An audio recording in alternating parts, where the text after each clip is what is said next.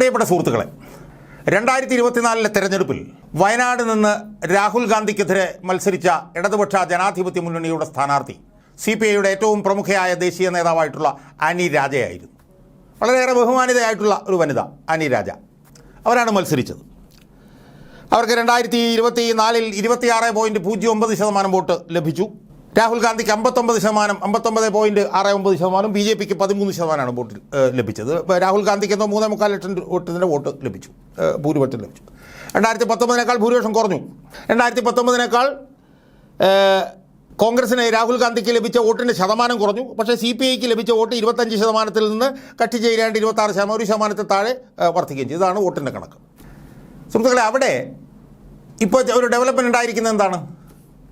അവിടുന്ന് രാഹുൽ ഗാന്ധി ആ സീറ്റ് രാജിവെച്ച് റായ്ബറേലിയിലേക്ക് പോയി.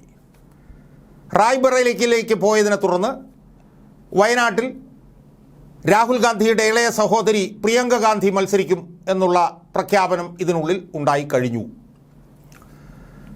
നമുക്കറിയാം, രാഹുൽ ഗാന്ധിയായിട്ട് താരതമ്യം ചെയ്യുമ്പോൾ വളരെയേറെ കരിസ്മയുള്ള ഒരു നേതാവാണ് പ്രിയങ്ക ഗാന്ധി.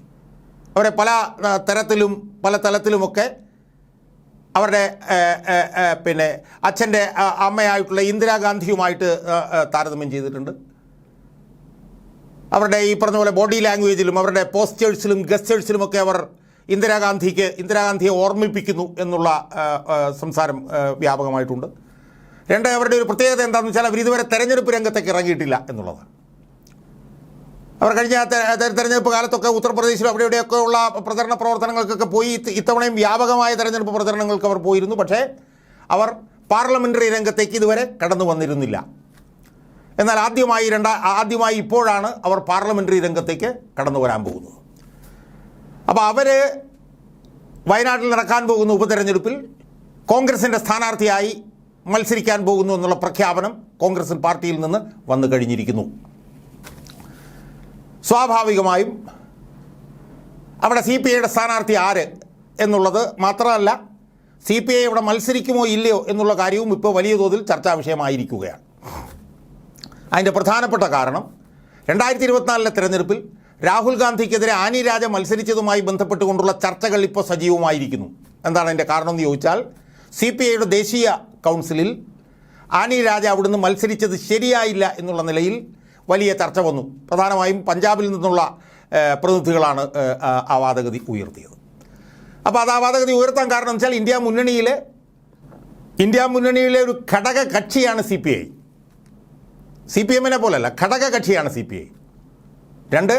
ഇന്ത്യ മുന്നണി ഒറ്റക്കെട്ടായി നരേന്ദ്രമോദിക്കെതിരെ ഇത്തവണ മത്സരിച്ച സാഹചര്യത്തിൽ ആ ഇന്ത്യ മുന്നണിയിലെ ഘടകകക്ഷിയായിട്ടുള്ള CPI, ആ CPIയുടെ തന്നെ ഏറ്റവും സമുന്നത നേതാക്കന്മാരിൽ ഒരാൾ രാഹുൽ ഗാന്ധിക്കെതിരെ വയനാട്ടിൽ മത്സരിച്ചതൊട്ടും ശരിയായില്ല എന്നുള്ള അഭിപ്രായം ദേശീയ കൗൺസിലിൽ പഞ്ചാബിൽ നിന്നുള്ള പ്രതിനിധികൾ ഉയർത്തിയപ്പോൾ ഉണ്ടായ സംഭവം എന്താ? ഉയർത്തിയപ്പോൾ ആനി രാജ പറഞ്ഞു, ശരിയാണ്, ഞാനതിനോട് യോജിക്കുന്നു.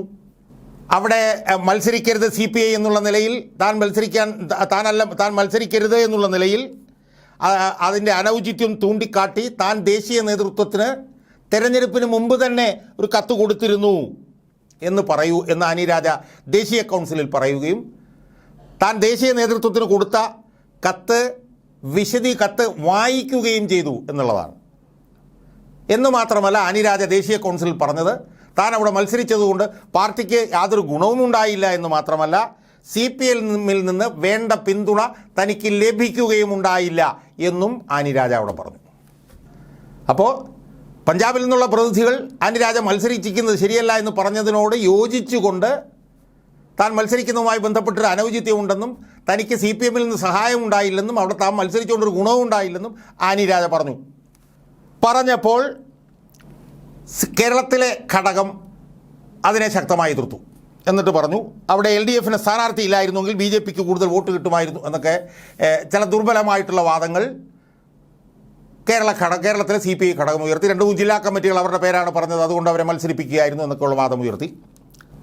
അവിടെ BJPക്ക് കൂടുതൽ വോട്ട് കിട്ടുമായിരുന്നു എന്നുള്ള വാദം CPIയുടെ കേരള ഘടകം ഉയർത്തിയല്ലോ. ആ വാദത്തിനകത്ത് യാതൊരു അർത്ഥവുമില്ല. കാരണം എന്താണെന്ന് വെച്ചാൽ അവിടെ ആനി രാജ മത്സരിച്ചെങ്കിലും അവിടെ CPIയുടെ സ്ഥാനാർത്ഥി ഉണ്ടായിരുന്നെങ്കിൽ പോലും അവിടെ BJPക്ക് വോട്ട് കൂടിക്കൊണ്ടിരിക്കുകയാണെന്നാണ് കണക്ക് കാണിക്കുന്നത്.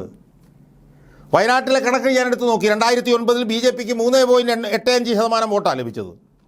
2014 അത് 8.83 കൂടി. 2019 അത് 7.25 കൂടിയെങ്കിലും 2024 അത് 13% വർദ്ധിച്ചു. സുഹൃത്തുക്കളെ, അവിടെ CPIക്ക് സ്ഥാനാർത്ഥി ഉണ്ടായിട്ട് പോലും വയനാട് മണ്ഡലത്തിൽ UDFിൻ്റെ സ്ഥാനാർത്ഥി രാഹുൽ ഗാന്ധി ആയിട്ട് പോലും 2019 അപേക്ഷിച്ച് 2024 BJPക്കുള്ള കിട്ടിയ വോട്ട് ഏതാണ്ട് ഇരട്ടിയോളമാണ് വർദ്ധിച്ചത്.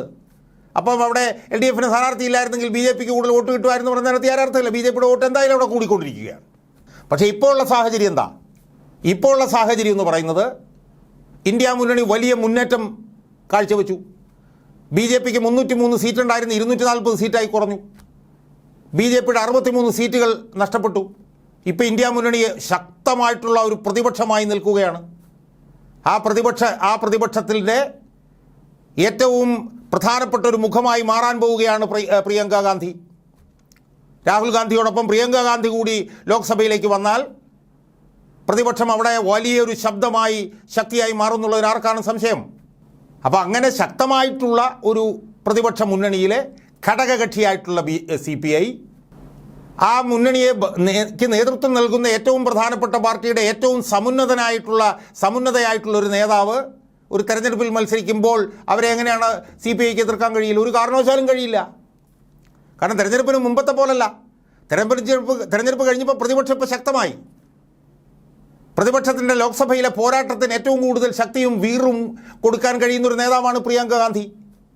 രാഹുൽ ഗാന്ധിക്കൊപ്പം പ്രിയങ്ക ഗാന്ധിയും കൂടെ ലോക്സഭയിലുണ്ടെങ്കിൽ അതിശക്തമായിട്ടുള്ള പോരാട്ടം ഭരണപക്ഷത്തിനെതിരെ നടത്താൻ പറ്റും.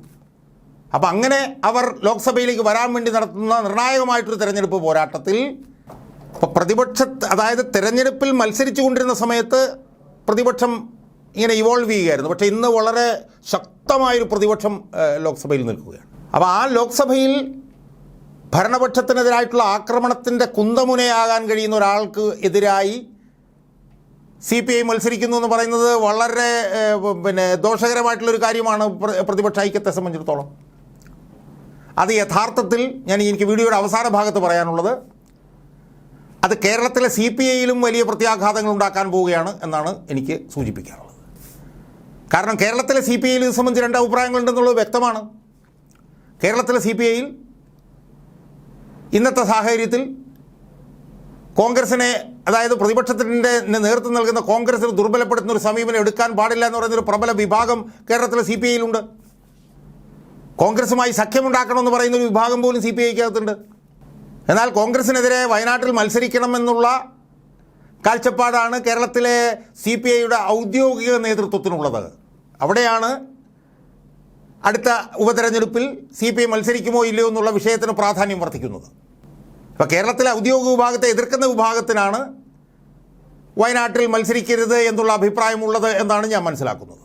സ്വാഭാവികമായും അവിടെ CPI മത്സരിക്കുമോ ഇല്ലയോ എന്നുള്ളത് CPIക്കകത്തെ വിഭാഗീയതയിൽ പോലും ശക്തമായി നിഴലിക്കുമെന്നുള്ള വിവരമായി എനിക്കിപ്പോൾ കിട്ടിക്കൊണ്ടിരിക്കുന്നത്.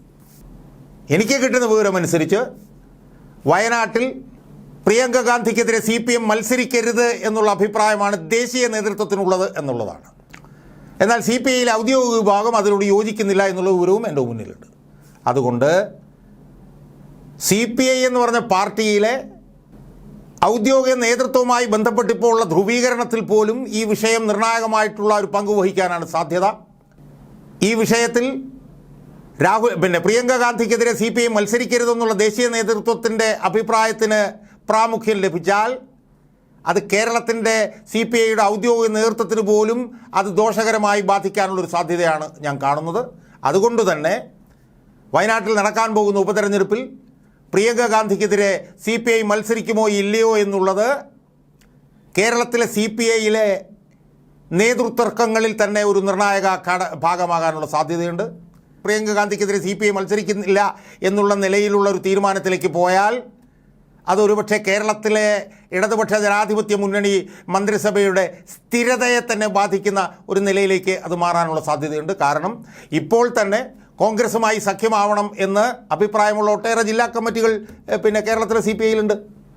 സ്വാഭാവികമായും CPI പിന്നെ പ്രിയങ്ക ഗാന്ധിക്കെതിരെ മത്സരിക്കുന്നതുമായി ബന്ധപ്പെട്ടുകൊണ്ട് മത്സരിക്കേണ്ടതില്ല എന്നുള്ള തീരുമാനത്തിന് പ്രാമുഖ്യം കിട്ടിയാൽ അത് CPIയിൽ ഒരു നേതൃമാറ്റത്തിന് ഇടയാക്കിയാൽ പോലും അത്ഭുതപ്പെടാനില്ല. CPIയിലെ നേതൃമാറ്റത്തിന് ഇടയാക്കിയാൽ അത് ഈ മന്ത്രിസഭയുടെ സ്ഥിരതയെ തന്നെ ബാധിക്കാനുള്ള സാധ്യതയും തള്ളിക്കളയാൻ കഴിയില്ല എന്നാണ് എനിക്ക് സൂചിപ്പിക്കാനുള്ളത്.